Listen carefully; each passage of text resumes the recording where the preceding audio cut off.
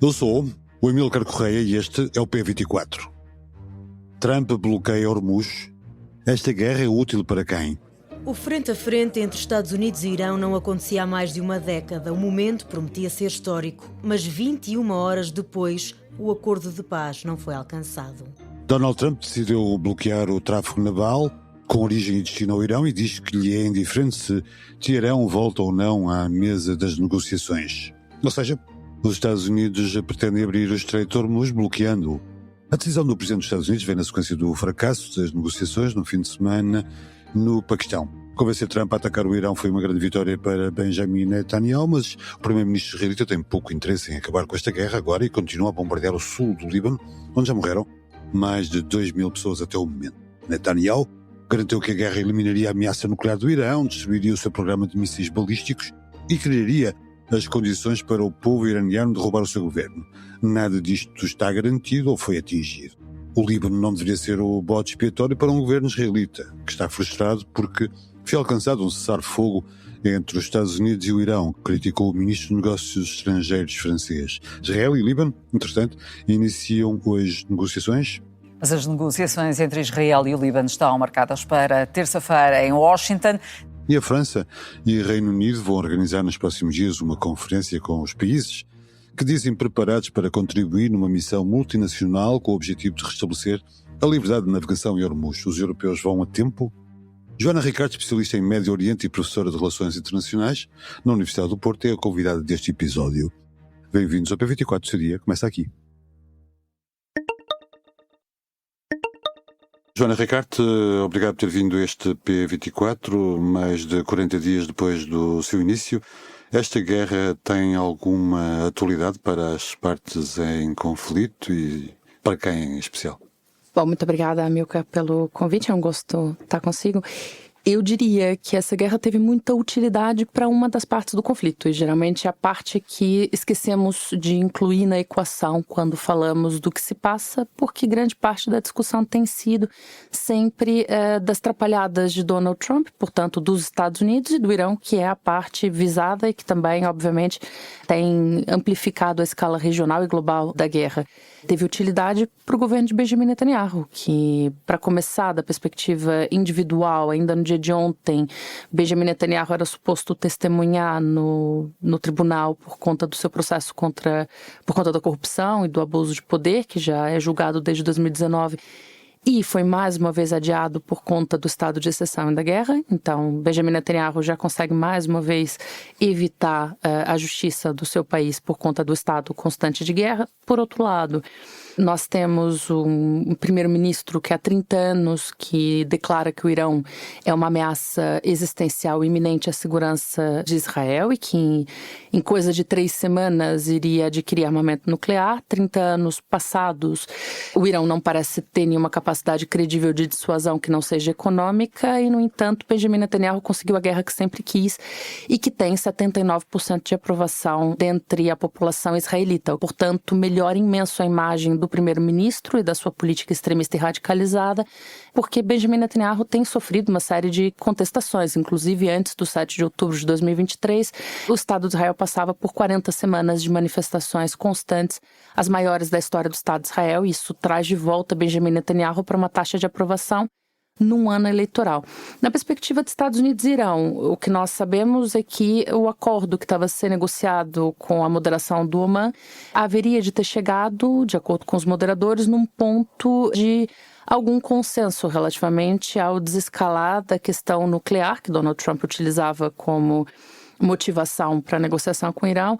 O Irão teria aberto mão do seu programa nuclear para fins militares, o que efetivamente já o tinha feito, e Donald Trump, quando dinamitou o JCPOA, acabou precisamente por colocar essa situação em vulnerabilidade. Por outro lado, o Irão tinha aceite as inspeções, tinha aceite reduzir o nível de enriquecimento, só não tinha aberto mão do seu direito de enriquecer para fins pacíficos. E, portanto, o que tudo isso nos mostra é que essa guerra agora, no momento de cessar fogo, criou um problema adicional, que foi o fechamento do Estreito de Hormuz. Custou a vida a milhares de pessoas, mais de 1 milhão de refugiados, levou a um descalabro regional e global e, para todos os efeitos, o esforço diplomático que está a ser feito agora é para voltar para a estaca zero. Sim, voltar a estaca zero numa situação ainda mais agravada pelo facto de as negociações do fim de semana não terem tido grandes progressos e Trump anunciou o bloqueio do Estreito de Hormuz, que já estava por si só bloqueado, o que é até um paradoxo. O que é que podemos esperar a partir daqui? Há alguma probabilidade da diplomacia ser mais eficaz ou, pelo contrário, esta decisão de Trump significa um agravamento ou uma escalada do conflito?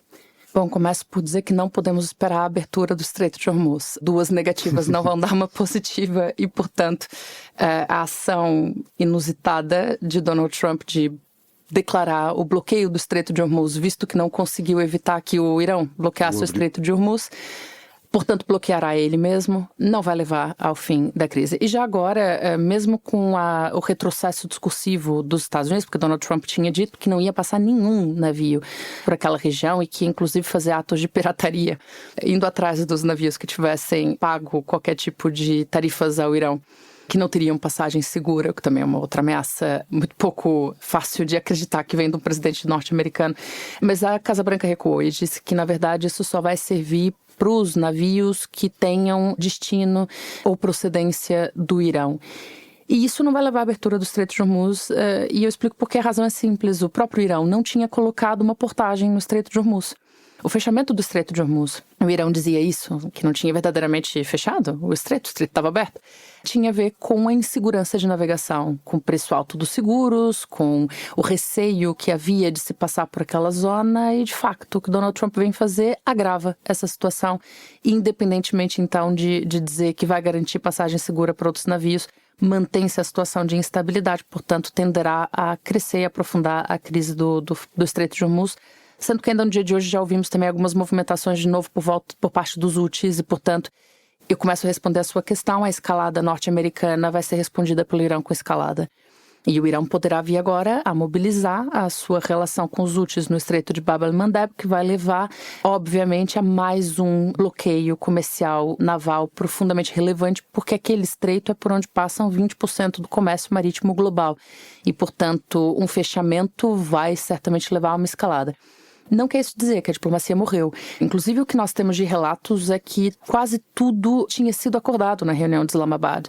Ficaram aqui 2 pontos principais, que é a questão do expandir do cessar-fogo para todo o Médio Oriente, que me parece ser uma estratégia interessante da parte do Irão, que está a tentar conseguir infligir dano em um dos 2 dos seus antagonistas, seja no Estado de Israel, ao obrigar Donald Trump a parar Benjamin Netanyahu e assim infligir dano político em Benjamin Netanyahu, seja na administração de Donald Trump, que se não o fizer, fica mais uma vez com a imagem de que não consegue controlar os anseios expansionistas de Benjamin Netanyahu e que tem a política externa norte-americana subjugada aos interesses de Israel. Portanto, o Irão tentou usar essa expansão do cessar-fogo como uma estratégia para causar dano político em um dos 2 dos seus oponentes. Isso terá sido uma das questões que foi rejeitada pelos Estados Unidos e, por outro lado, o Irão não abre mão do seu direito de enriquecimento, até porque depois dessa guerra, como fez a primeira pergunta, não é? O Irão não tem qualquer incentivo para capitulação nesse exato momento. Já sofreu um ataque, já teve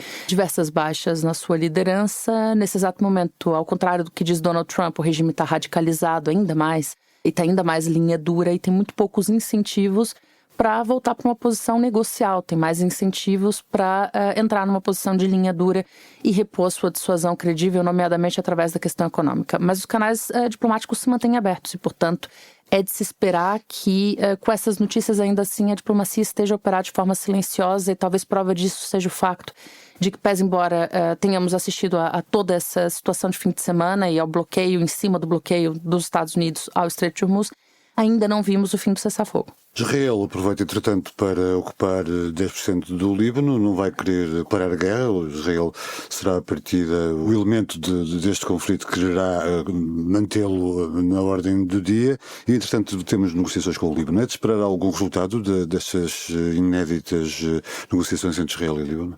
Eu diria que não. E o motivo é porque o objetivo do Líbano, e o embaixador libanês está mandatado apenas para isso, é conseguir um cessar-fogo. O Líbano diz que não negocia embaixo de armas e de fogo e, portanto, essas negociações são para ser conducentes a um início que permitiria uma estabilizada da situação. E isso teria que partir do pressuposto de que o objetivo de Benjamin Netanyahu é o estabilizar da situação e a segurança nacional. E não parece que seja. Como já falamos, Benjamin Netanyahu beneficia do caos e da desordem.